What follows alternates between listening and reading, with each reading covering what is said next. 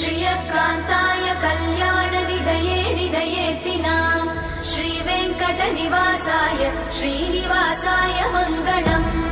लक्ष्मी सविभ्रमालोकसुभ्रूविभ्रमचक्षुषे चक्षुषे सर्वलोकानां वेङ्कटेशाय मङ्गलम् श्रीवेङ्कटाद्रिशृङ्गाग्रमङ्गलाभरणाङ्ग्रये मङ्गलानां निवासाय श्रीनिवासाय मङ्गलम् सर्वावयव सौन्दर्य सम्पदा सर्वचेतसां सदा सम्मोहनायास्तु वेङ्कटेशाय मङ्गलम् नित्याय निरवध्याय सत्यानन्दचिदात्मने सर्वान्तरात्मने श्रीमद् वेङ्कटेशाय मङ्गलम् स्वतः सर्वविदे सर्वशक्तये सर्वशेषिने सुलभाय सुशीलाय वेङ्कटेशाय मङ्गलम्।